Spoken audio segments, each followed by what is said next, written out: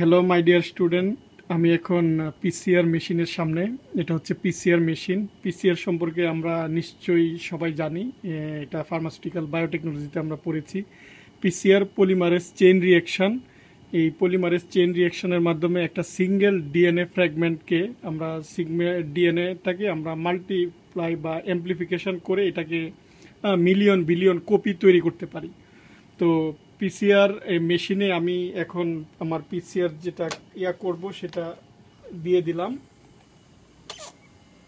ওকে, এখন আমি এটা পিসিআর টিউবে কি কি দিয়েছি। প্রথম হচ্ছে আমি যে ডিএনএটাকে আমি অ্যাম্প্লিফিকেশন করব বা কপি করব সেটা, এর সাথে আমি কাঙ্ক্ষিত যে দুইটা প্রাইমার দেওয়ার পর সাথে আমরা দিয়েছি বিভিন্ন ডিঅক্সি নিউক্লিওটাইড ফসফেট। এখানে আমাদের অ্যাডেনিন, গুয়ানিন, সাইটোসিন, থায়ামিন, যে নাইট্রোজেনাস বেসগুলা বা আমরা জানি যে ডিএনএ সিনথেসিস হওয়ার জন্য যে নিউক্লিওটাইডগুলো প্রয়োজন হয় সেটা সাপ্লাই দিবে।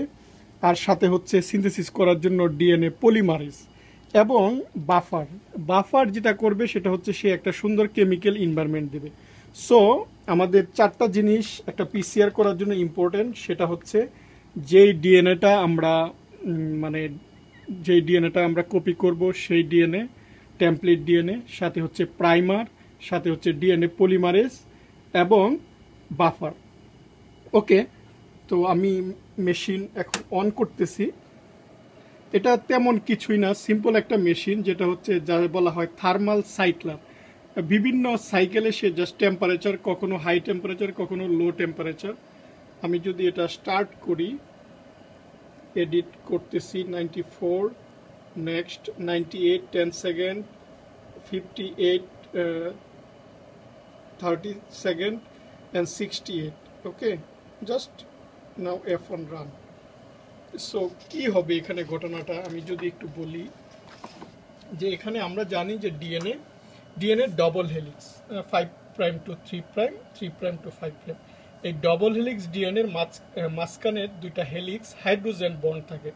হাইড্রোজেন বন্ডটা কিসের মধ্যে থাকে? আমরা জানি যে বিভিন্ন নিউক্লিওটাইড এবং নিউক্লিওটাইডে nitrogenous base, adenine, thymine, cytosine, guanine.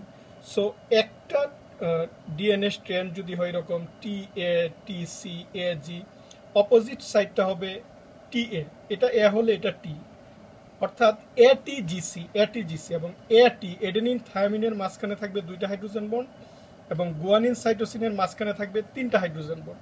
এই হাইড্রোজেন বন্ডের মাধ্যমে দুইটা হেলিক্স একসাথে জয়েন্ট বা যুক্ত হয়ে ডিএনএ ডবল হেলিক্স হয়।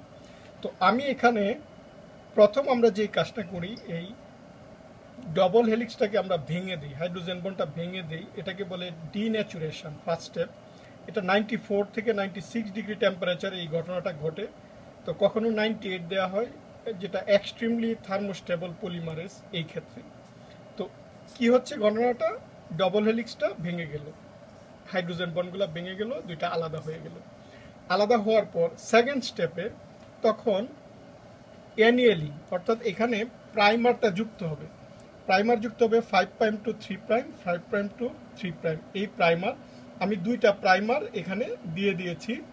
সো প্রাইমারটা এরকমভাবে ডিজাইন করা হচ্ছে যে এর অপোজিট TATTATAGC, ঠিক একইভাবে ATGCTACG। সো প্রাইমারটা যুক্ত হয়ে গেল। এই ক্ষেত্রে টেম্পারেচার হচ্ছে 50 to 65 ডিগ্রি সেন্টিগ্রেড। তো প্রাইমারটা যুক্ত হওয়ার পর পরবর্তীতে বাকি অংশটুকু আমাদের সিনথেসিস করতে হবে।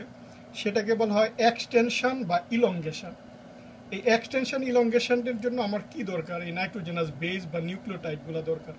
সেই জন্য আমরা এখানে DNTPS অর্থাৎ ডিঅক্সি নিউক্লিওটাইড ট্রাইফসফেট দিয়ে দিয়েছি। আর এই যুক্ত করার কাজটা করবে ডিএনএ পলিমারেজ। সো এখানে পলিমারেজও দিয়ে দেওয়া হয়েছে। আর টেম্পারেচারটা নর্মালি হয় 68 থেকে 72 ডিগ্রি সেন্টিগ্রেড। তখন যুক্ত হওয়ার পর একটা সাইকেল যখন শেষ হয়, তখন একটা ডিএনএ থেকে আমরা দুইটা ডিএনএ পেয়ে যাচ্ছি।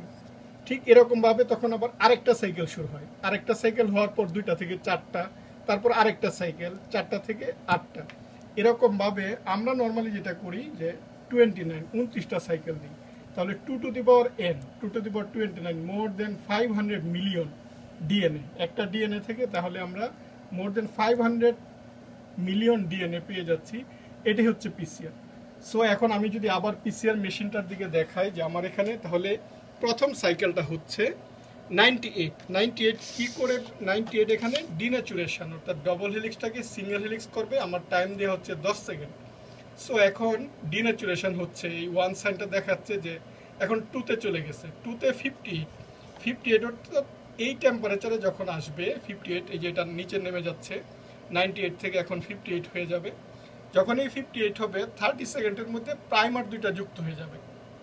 প্রাইমার দুটা যুক্ত হওয়ার পর তৃতীয় ধাপে চলে যাবে 3 নাম্বার, সেটা হচ্ছে এক্সটেনশন বা ইলেঙ্গেশন। সেটা আমি দিয়েছি 68 আমি টাইম দিয়েছি 2 মিনিটস অ্যান্ড 30 সেকেন্ড। এই 2.5 মিনিটে এক্সটেনশন মানে বাকি অংশটুকু হেলিক্সের সাথে এই নাইট্রোজেনাস বেস বা নিউক্লিওটাইডগুলো যুক্ত হবে। সো এই 3 নাম্বার সাইকেলটা যখন শেষ হবে 1 2 3 তিনটা, তখন একটা সাইকেল শেষ হবে। ডিনেচুরেশন 2, এনিয়েলিং 3 হচ্ছে ইলংগেশন। সো একটা সাইকেল শেষ হওয়ার পর তখন আবার আরেকটা শুরু হবে।